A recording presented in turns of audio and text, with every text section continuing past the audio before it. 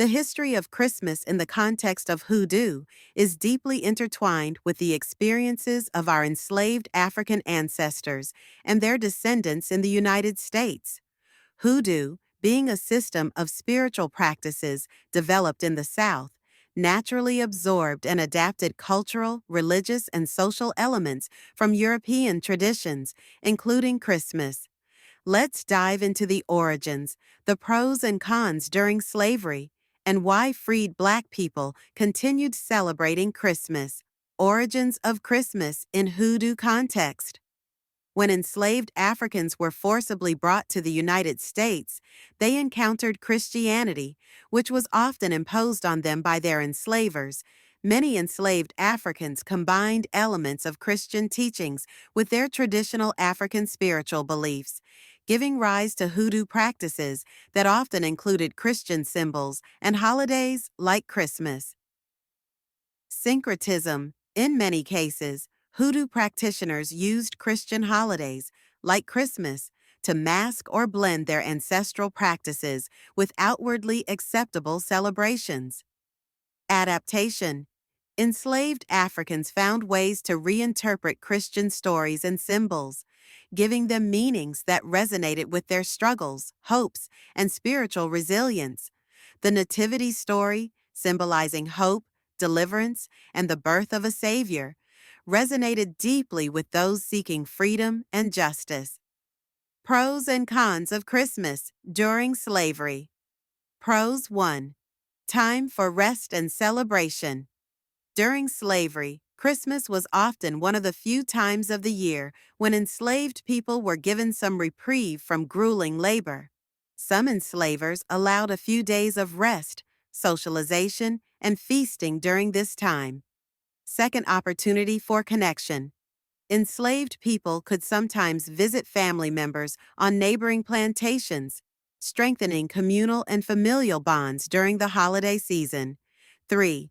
Gift giving and traditions. Some enslavers gave small gifts, food or tokens, which provided rare moments of joy and dignity. This also allowed enslaved people to exchange gifts among themselves, maintaining a sense of community and culture. 4. Concealed rituals. The festivities allowed enslaved people to gather under the guise of Christian celebrations. These gatherings provided a cover for performing rituals, sharing hoodoo knowledge, or engaging in resistance planning. Cons. First, reinforcement of control. The seemingly generous acts by enslavers during Christmas were often tools to reinforce control.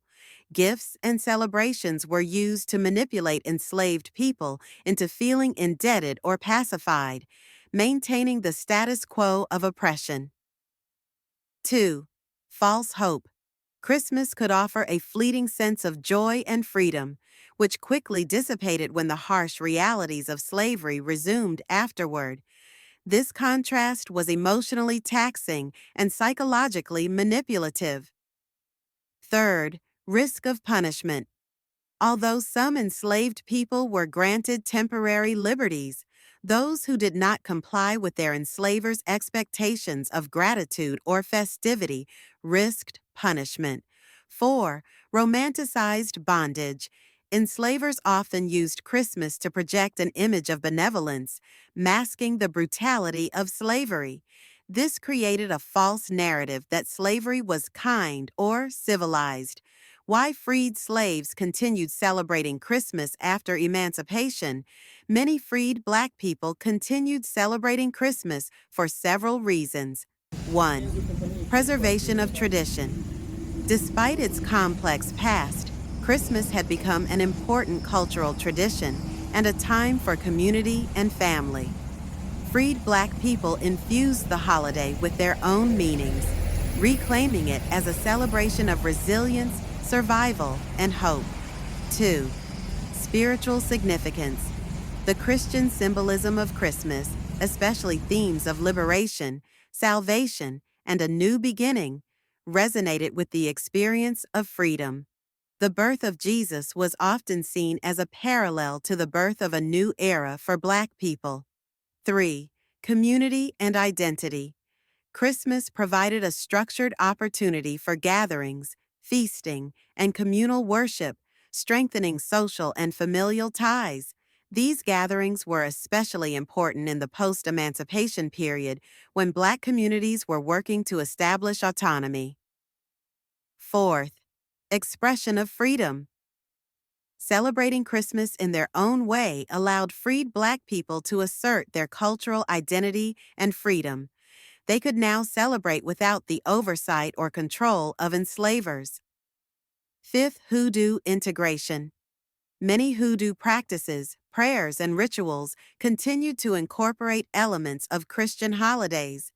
Christmas, with its focus on light, renewal, and giving, fit well with Hoodoo themes of prosperity work, protection, and honoring ancestors. The history of Christmas in Hoodoo reflects the resilience, adaptability, and creativity of Black people during and after slavery.